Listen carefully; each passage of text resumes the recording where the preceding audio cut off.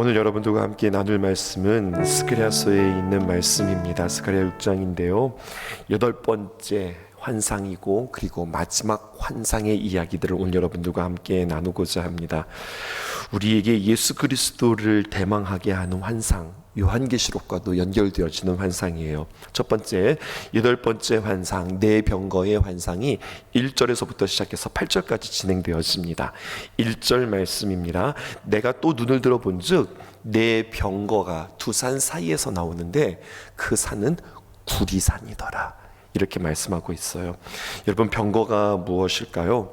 말이 끄는 전차가 병거 아닐까요? 고대 시대에 있어서는 가장 강력한 군의 병기였습니다. 오늘 환상 중의 병거는 하나님의 상징으로 어마어마한 군대, 최강의 군대를 떠올리시면 되겠습니다. 그러니까 최강의 군대를 가졌다는 것, 이것은 무엇일까요? 우리는 최고의 어마어마한 군대를 가지고 있다. 이게 무슨 말일까요?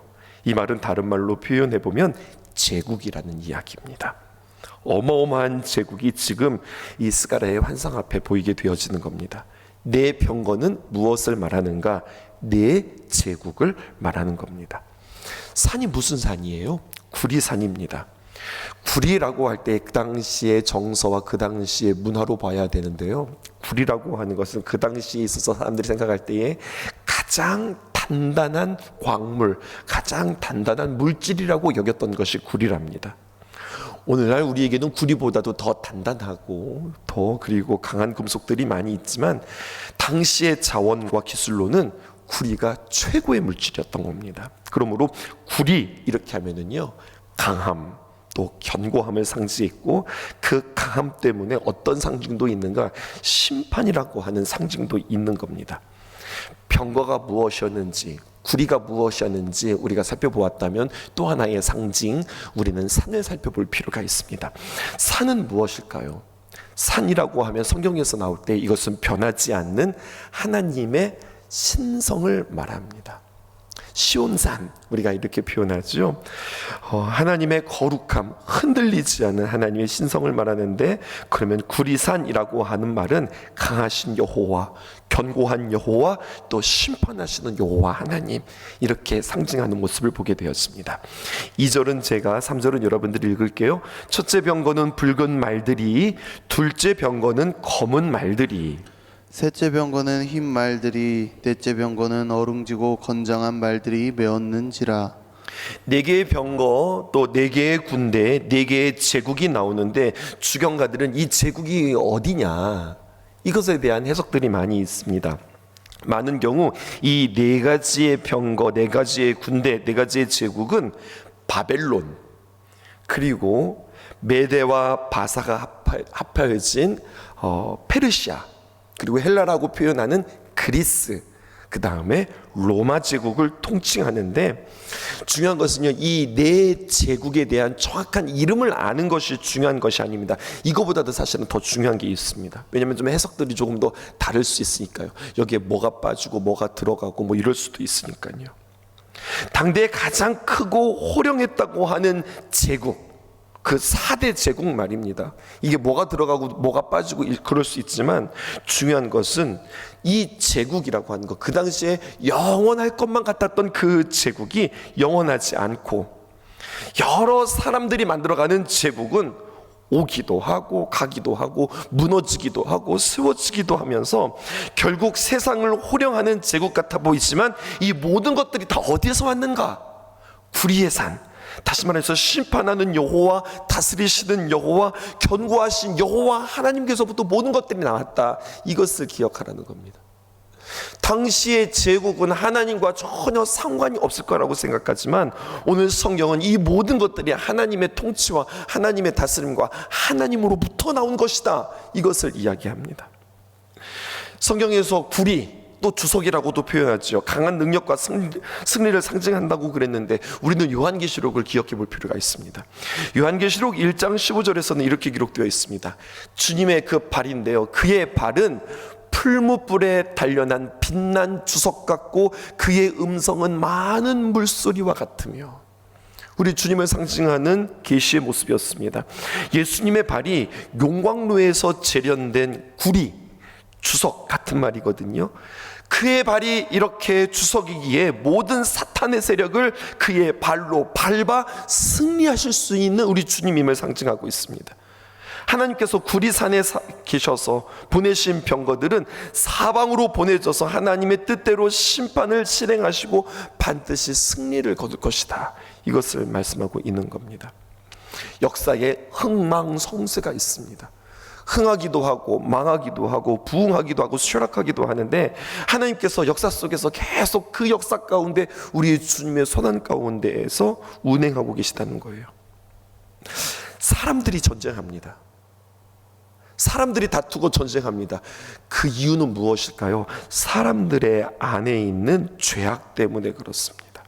사람들의 마음속에 있는 악한 마음 때문에 비롯되어지지만, 여러분, 세상에는 사람들의 전쟁만 있는 게 아니에요. 기억하세요. 하나님의 전쟁이 있습니다. 하나님의 전쟁은 어떤 전쟁이냐? 그 악과 싸우시는 전쟁입니다. 하나님은 죄악의 세력과 싸우시는 거룩한 용사다. 오늘 우리에게 이렇게 소개하고 있습니다.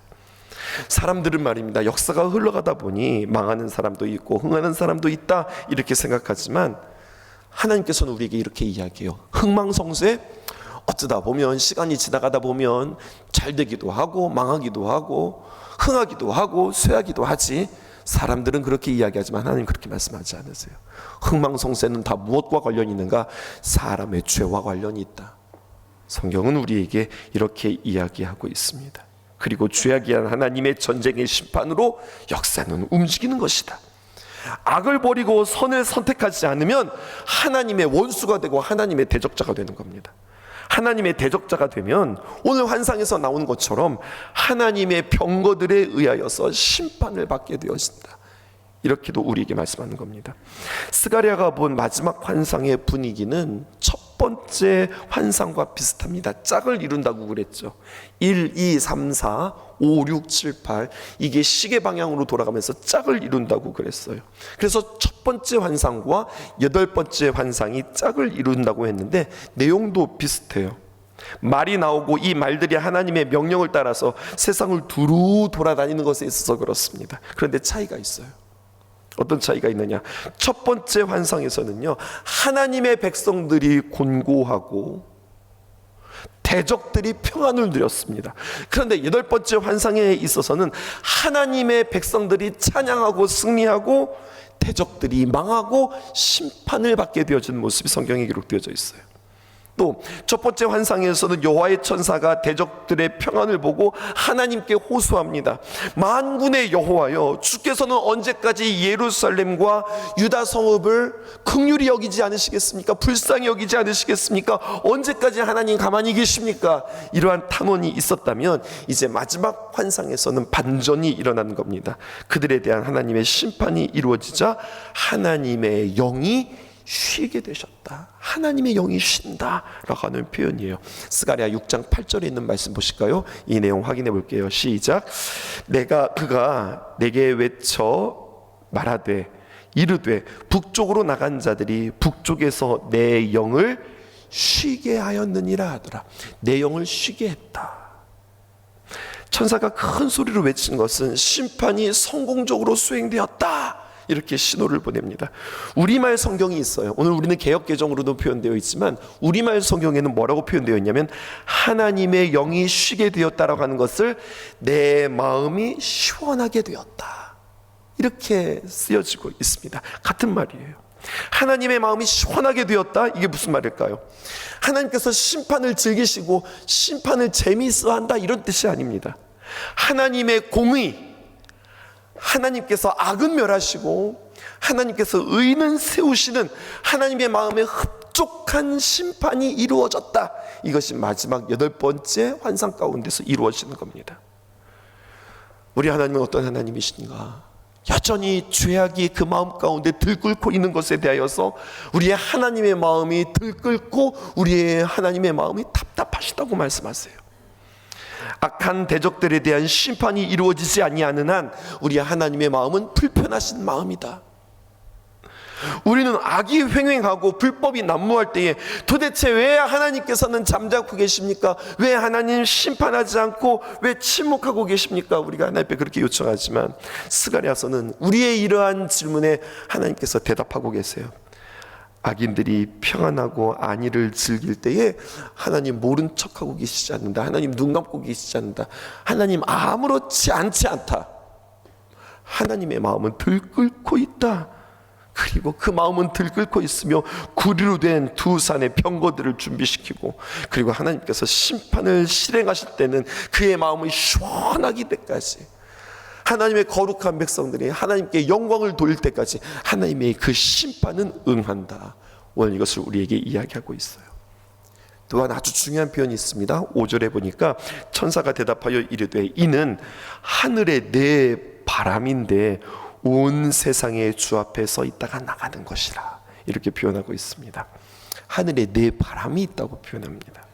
여러분, 바람이라고 하는 것이 무엇을 상징할까요? 일단 우리의 정석 가운데 바람 하면은 어떤 느낌이 여러분들에게 오세요?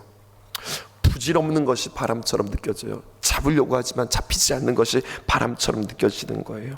어디서부터 불어서 어디로 가는지 모르는 것이, 그것이 바람의 이미지입니다. 그런데 성경은 달라요. 우리는 성경을 보는 사람들이니까 성경에서 바람이라고 할 때에 이 바람이라고 하는 것이 히브리어로, 이 단어는 아시면 참 좋을 것 같습니다. 루아흐입니다. 루아흐. 이것은 바람이라고 하는 뜻도 있지만 어떤 뜻도 있냐면 더 중요한 뜻이 있는데 영, 하나님의 영, 이런 뜻도 있습니다. 또 생명을 가르칠 때에도 루아흐 이 말을 합니다. 용례를 살펴볼까요? 창세기 하나님께서 우리 사람을 창조하실 때 말입니다. 진흙을 가지고, 더 정확하게 말하면 더스트, 먼지라고 그랬죠. 하나님께서 진흙으로 우리를 만드신 것이 아니라 먼지를 가지고 하나님께서 우리를 창조하시는데, 그 먼지, 정말로 보잘것없는 그 먼지에 하나님께서 하나님의 르아후, 하나님의 바람, 하나님의 호흡, 하나님의 영을 불어넣어서 사람을 어떻게 합니까? 생명의 존재로 하나님께서 만드세요. 그래서 루아흐, 이 하나님의 바람, 생명, 또 하나님의 영이라고 하는 것은 조금 더 확장되어서 어떤 뜻까지도 되어지냐면 하나님의 뜻, 하나님의 의지, 이렇게까지도 뜻이 확장되어집니다. 무슨 말입니까? 하나님께서는 반드시 이루시고자 하는 하나님의 루아흐, 하나님의 뜻, 이것이 반드시 주님 안에서 이루어진다고 하는 것을 이야기하는 거예요. 더 앞으로 넘어가 볼까요? 창세기 1장에 보면, 창세기 1장에 수면 위에 우리 주님께서 운행하고 계십니다. 거기에도 루아흐가 나옵니다. 흑암과 혼돈과 무들석 가운데 있었던 그 태초의 수면에, 그 수면을 운행하셨던 루아흐, 그 성령님이 하나님의 창조의 질서의 근본이 되셨고 원리가 되셨다. 성경은 우리에게 이야기하고 있습니다. 그러니까 성경에서 말하는 바람이라고 하면은요, 그렇게 바람 부는 그 바람이 아니라, 바람이라고 하는 단어는 하나님의 영, 이 영은 태초의 어둠과 혼돈을 하나님의 질서로 바로 잡으시는 분이었고, 이 바람은 대홍수, 노아의 홍수에서 전 세상이, 온 세상이 물로 뒤덮였을 때에 온 지상의 물을 말라버리게 했던 것, 이 바람 루아흐였고, 여러분, 바람이 홍해를 가를 때에 밤새 바람이 불었다고 표현할 때에 이 밤새 불었던 이 바람이 바로 루아흐입니다. 또 게다가 광야에서 이스라엘 백성들이 배고프다고 할 때에 하나님께서 만나로 만족하지 못하는 그들이 우리에게 고기 좀 달라, 우리로 말하면 단백질 좀 주세요, 그렇게 그들이 하나님 앞에 요청할 때에 하나님께서 메추라기를 보내주시는데 어떻게 보내주십니까? 메추라기야 가라, 이렇게 보내는 것이 아니라 바람이 불어옵니다. 바람이 불어와서 그 바람에 메추라기를 이스라엘 백성들에게 공급해 주시는 모습들을 보게 되어져요. 그러니까 여러분, 성경에서 하나님의 바람, 악한 자의 바람이 아니라 하나님의 바람이 나오면, 뭔가 하나님께서, 하나님의 영이, 하나님의 뜻이 지금 이루어지겠구나, 하나님의 역사가 이루어지겠구나, 이것을 우리가 인식하고 우리가 성경을 읽으면 좋습니다. 하나님이 원하시는 일이 끝나면 바람이 영원히 부는 것이 아니라, 그러면 바람도 멈추게 되어지는 겁니다. 계속해서 우리는 상징의 언어들을 해석해야 되는 과제들이 우리에게 있어요. 9절에서부터 시작해서 15절까지 스가랴에 임한 말씀이 있습니다. 우리 9절에서 12절까지 교독해 보도록 하겠습니다. 여호와의 말씀이 내게 임하여 이르시되, 이제는 환상이 임했다면 이제는 말씀이 임합니다. 10절 시작. 사로잡힌 자 가운데 바벨론에서부터 돌아온 헬데와 도비아와 여다야가 스바냐의 아들 유시아의 집에 들어갔나니 너는 이날에 그 집에 들어가서 그들에게서 받되. 11절 은과 금을 받아 면류관을 만들어 여호사닥의 아들 대제사장 여호수아의 머리에 씌우고 말하여 이르기를 만군의 여호와께서 이같이 말씀하시되 보라, 싹이라 이름하는 사람이 자기 곳에서 돋아나서 여호와의 전을 건축하리라. 우리 12절까지 읽었습니다. 전 목사님이 저한테 카톡을 하나 보내셨어요. 네 하고 보냈는데요, 네 하고서 느낌표 딱 2개를 붙이면 네 알겠습니다 이런 뜻인데요, 네 하고 문자를 보냈는데 거기에 네 하고서 물음표를 찍으면 네? 에? 이제 이런 말이 되어지는 거예요. 부호에 따라서 느낌표와 또 물음표에 따라서 어감이 전혀 달라지죠. 네 알겠습니다 이런 뜻이죠. 하지만 물음표를 찍으면 네? 이거라고요? 이걸 해야 된다고요? 이런 뜻이라고요. 왜 제가 이것을 말씀드리면, 여러분 히브리어나 헬라어에는 이렇게 느낌표, 물음표 이런 것이 없습니다. 그런데 느낌표와 같은 역할을 하는 그러한 단어 하나가 있으니 그게 바로 뭐냐? 보라라고 하는 표현입니다. 이두, 보라. 이것을 어떻게 표현하면 별 5개 이렇게 표현할까요? 아니면 뭐 느낌표 5개 이렇게 표현할까요? 정말 간종하는 겁니다. 근데 오늘 주님께서 오늘 그에게 말씀하시면서 스가랴에게 하나님의 귀한 말씀이 임하는데 쭉 말씀하시다가 12절에 보면 이같이 말씀하시되, 느낌표 5개, 별 5개, 뭐라고 말하냐? 보라, 싹이라 이름하는 사람이 자기 곳에서 돋아나서 여호와의 전을 건축하리라. 이렇게 말씀이 기록되어져 있습니다. 이게 무슨 말인가? 하나님이 이 모든 제국을 통해서, 이 모든 열방을 통해서 하나님의 세팅이 끝나고 나면 마지막에 등장하는 주인공이 누구냐? 바로 싹이라고 하는 겁니다. 싹, 또 다른 말로 표현하면 순.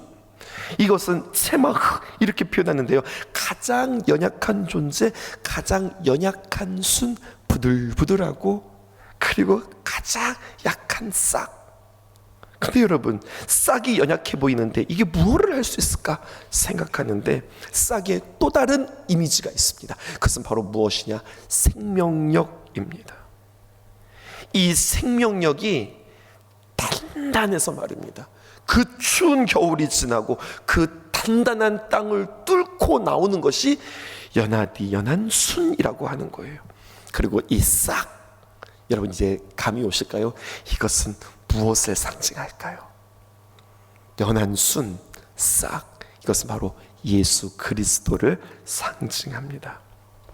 이 땅에 낮은 자로 오신 예수님, 어린 아기로 오신 예수님, 또 모든 제물이 되신 어린 양으로 오신 예수 그리스도, 고난 당하시고 십자가에 죽으신 예수 그리스도, 연약해 보이는 어린 양 예수님이 결국에는 죽음의 권세라고 하는 강력한 대적을 이기시고 부활하고 승리하셔서 우리 모두의 생명을 구원하시는 그 메시아로 오늘 주님께서 싹으로 우리에게 말씀해 주고 계시고 오늘 스가랴에게 말씀해 주고 계시는 거예요.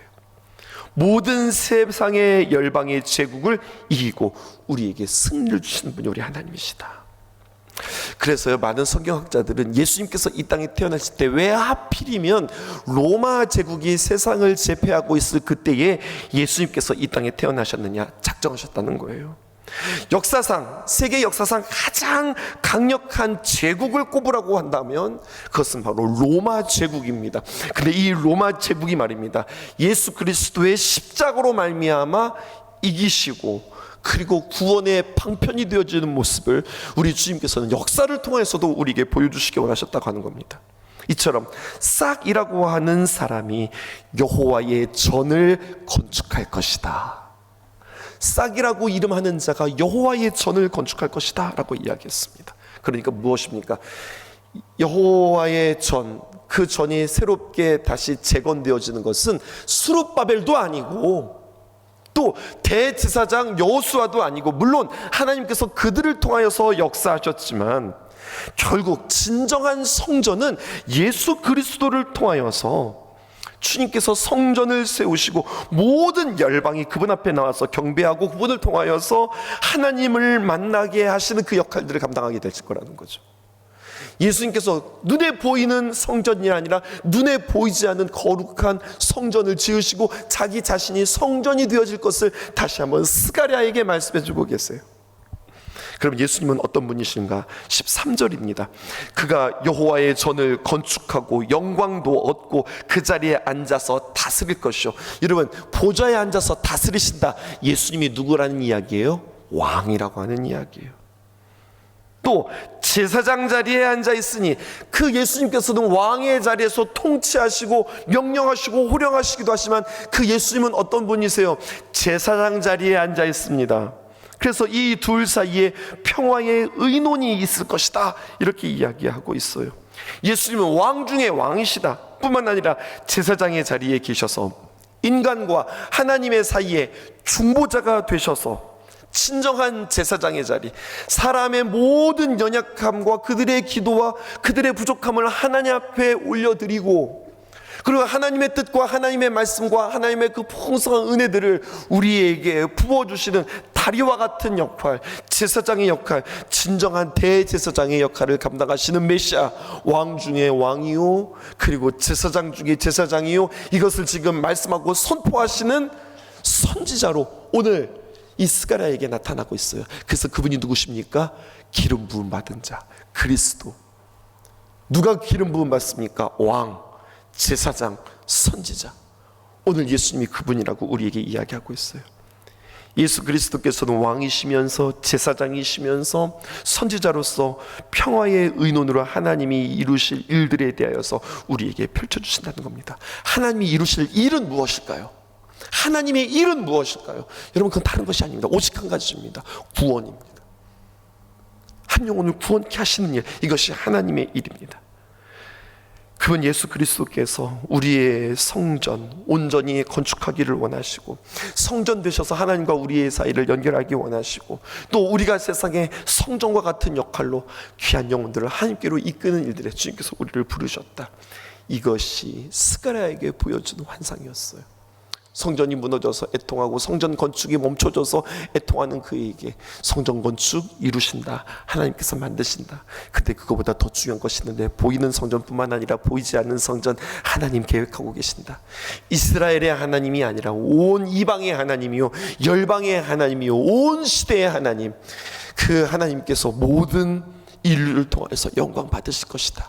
하나님의 놀라운 비전들을 우리에게 보여주고 계시는 거죠. 어마어마하고 큰 이 이야기가 오늘 우리의 인생에, 우리의 삶에 들어와 우리의 삶을 건지시고 우리의 삶을 도우시고 우리를 하나님으로 연결시키는 끊임없는 작업들이 오늘도 우리의 삶 가운데서 진행되고 있음을 여러분들 잊지 않고, 주님 오늘도 나를 위해서 일하신다 기억하면서 승리하는 저와 여러분 되기를 주님의 이름으로 축복합니다. 기도하겠습니다.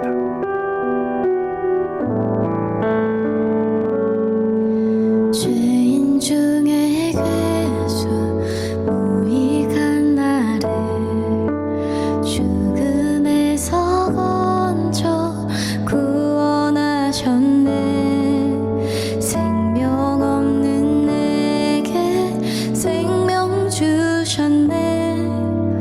오래 참으시고 기다리시네. 죄인 구하러 이 땅에 오셨네. 병든 날 위해 진이 오시었네. 사랑,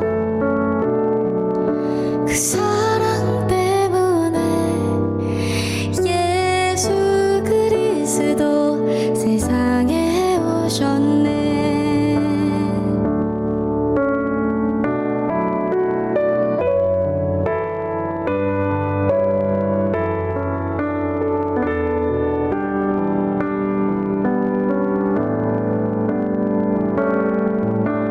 죄인 중에 괴수 무익한 나를 죽음에서 건져 구원하셨네. 생명 없는 내게 생명 주셨네. 오래 참으시고 기다리시네. 죄인 구하러 이 땅에 오셨네. 병든 날 위해 진이 오시었네. 사랑 그 사랑 때문에 예수 그리스도 세상에 오셨네. 죄인 구하러 이 땅에 오셨네. 병든 날 위해 진이 오시었네. 사랑 그 사랑 때문에 예수 그리스도 세상에 오셨네. 십자가